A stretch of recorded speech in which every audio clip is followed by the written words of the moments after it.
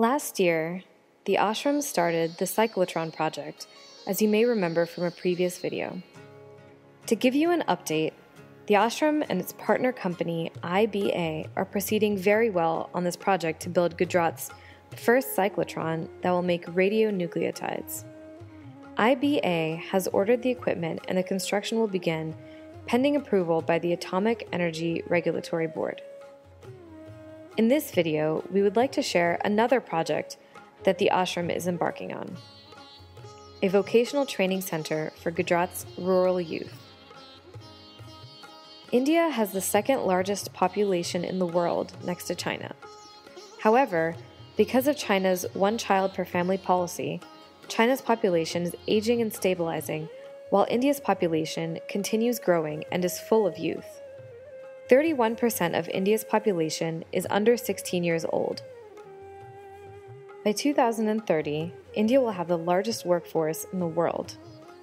This could be a great asset, but it poses a great threat if our youth are not adequately educated and trained. Currently, only 15% of India's students make it to high school, while only 7% graduate. Unless we educate our youth and give them vocational employable skills very quickly, India is sitting on a time bomb waiting to explode. Within India, there is a large gap between the rural and urban populations. While university graduates line up for jobs that propel them into the middle class, there is no change for India's rural youth. Rural youth flock to the cities in search of jobs and a better living. This empties the villages while collapsing the overly burdened city infrastructure. All cities across India are struggling. The problem is particularly acute when it comes to people with vocational skills. Among developed countries, 60 to 80% of people in the 20 to 24-year age group have vocational skills. South Korea leads with 96% of the youth having marketable skills, and India is on the other end of the spectrum with only 5% of people with employable vocational skills. The demand for vocational training is so high that when the government of Gujarat opened up a registry, 3.6 lakhs tribal youth signed up. Muni Seva Ashram can play a huge role. The ashram is in a rural tribal area that is now getting surrounded by many industries. The ashram can train students so that they can become the future workforce of these industries. The ashram is located in a village called Goraj, which is only 33 kilometers from the city of Vadodara. As you go from Vadodara to Goraj, you first pass through Vaghodia. Then you come to the ashram at Goraj. The Vaghodia Taluka is designated as a backward taluka. Goraj itself is a zone defined as a tribal belt. This is in spite of Vadodara being one of the most developed districts in Gujarat. The 30-kilometer radius around the ashram includes several GIDCs like Savli, Halol, Kolol, and Sankarda. The 33-kilometer road from Vadodara to the ashram is filled with industries like Apollo Tires, Suzlon, Munjal Auto, and a GIDC with 350 manufacturing units. Additionally, the New Delhi-Mumbai Industrial Corridor DMIC passes within 20 kilometers of the ashram.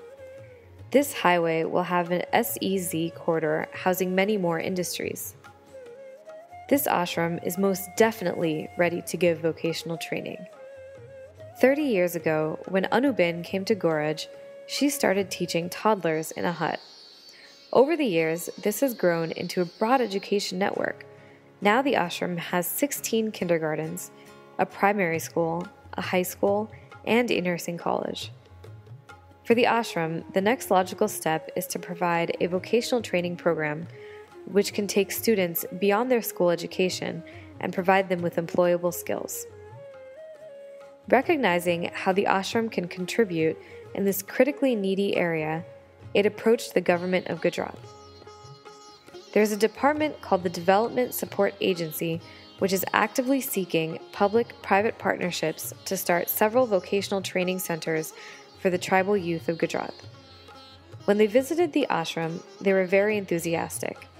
they have readily approved formation of the Vocational Training Center at the ashram.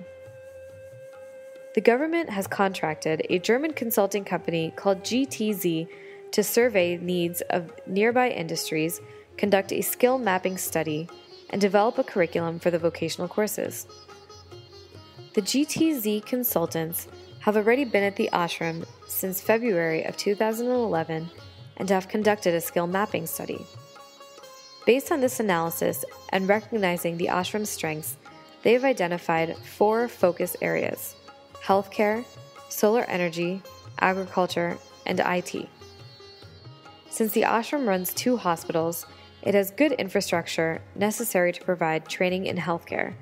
17 courses have been identified, 4 of which are targeted to start in Phase 1 beginning this summer.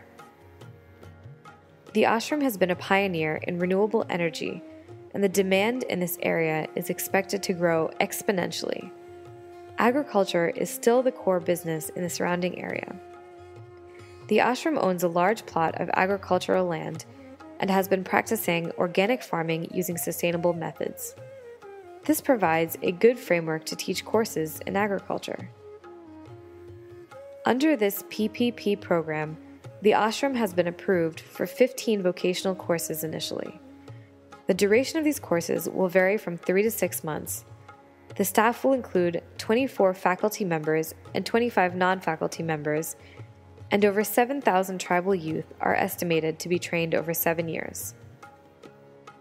The government will provide 100% of the operational cost for running this center for 7 years after it has been built. The big challenge, however, is to build the facilities. The total cost of the project is estimated at about 11.5 crores. Of this amount, the government will provide 75% of the project cost, or 8.7 crores. The ashram needs to raise the balance of 2.8 crores. The ashram already has designated a parcel of land that it owns that is worth 80 lakhs. Hence, the ashram in total needs to raise 2 crores, or approximately $450,000. The ashram is poised to start construction as soon as we can raise the funds. This program will greatly aid tribal youth that otherwise would not have the opportunity to develop employable skills.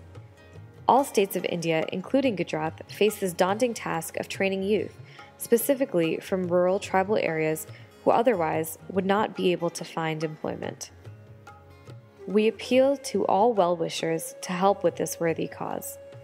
Yes, $450,000 is a big challenge, yet we are sure that with your help, we will meet this challenge. After all, a decade ago, with your help, we could build one of India's most advanced cancer hospitals. Please donate whatever you can, because no donation is too small. And remember that Muni Seva Charitable Foundation is registered as a non-profit, and the donations are tax-deductible.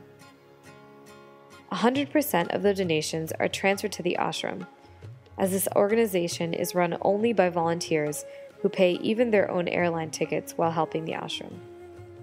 Please visit our website, www.greenashram.org. Here you will find an option to donate by check or credit card. Finally, we heartily invite all well-wishers to visit the ashram and stay at the Atithi Mandir. Here, you will see for yourself the transformation that we have brought to this remote tribal land. You'll be convinced that your donation is indeed helping the needy.